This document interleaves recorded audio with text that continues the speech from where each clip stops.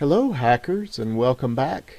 This week will be a short video, but I wanted to let everyone know that I went over your research plans and the data you collected from your research, and it looks like you have a lot of good raw data to be able to use and explain to build that next blog, the informational report on a digital community. Now this week you will be starting that blog and drafting it, and you want to do more research if you think you need it. You could really never have too much research, but I would suggest if you haven't done at least 2 out of the 3 types of research, then you definitely want to do that. If you've only interviewed one person, maybe you can get another interview, or think about a survey. You want to collect as much data as possible because your purpose in this blog is to inform your readers about this digital community.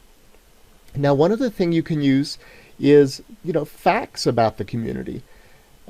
Stuff that they list on their webpage, or just kind of facts of when they started, a short history of your digital community. That could be really helpful.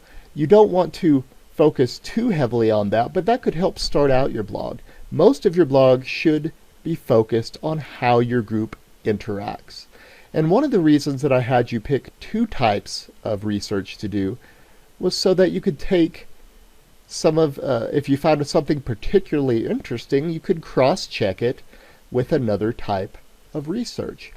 So, for instance, if someone told you in the interview from the digital community about a particular thing, well, you could see if that seems true from your own observations of that community. And so you don't want to necessarily take what someone says about their community at face value without more research. So remember that if you want full points for your research plan, you'll need to read several other research plans and respond to your own research plan with something that you got from those plans, or letting me know that you didn't.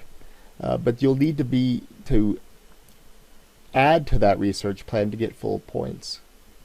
So for Wednesday, all we're doing is finishing the group word cloud. It's just step number 3 on the 3-step plan for creating a word cloud. So that's due by Wednesday midnight.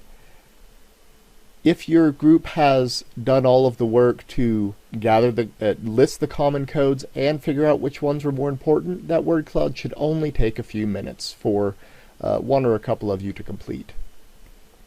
I would pick somebody or have somebody volunteer who didn't physically create the word cloud last time, just to make sure everyone gets the experience. I'm also going to put up some examples of good informational report blogs about digital communities from my students from last semester. So I'll put those out in an announcement, and you'll want to look for that. So you're going to add some research if you need it. Go out and do more research. But you're going to get half of your blog up, about 500 words. So remember, the purpose of this blog is to inform the reader about your digital community. Your raw data, there's a lot of data that you've collected so far about your digital community, but that's just evidence. The evidence doesn't inform the reader without you explaining it. So you want to make sure that you pick the best bits of data and explain what they say or what they are evidence for about your digital community more broadly.